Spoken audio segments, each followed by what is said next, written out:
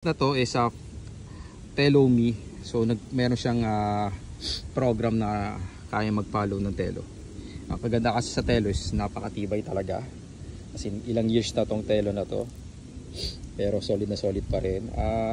Video quality hindi naman ganun kaganda. 720 pero sulit na.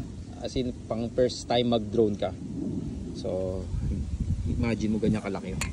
Wait lang ang palad ko. Diba? So ito yung Telo. So da-download mo nga lang syempre yun, itong Telo Me. At the same time kailangan mo ng full version para makapag-record. Wala kasing record pala yan. So ayun. Ito yung application. Pakita ko sa inyo. Telo Me. Yan o. Yan. Telo Me. Meron siyang follow.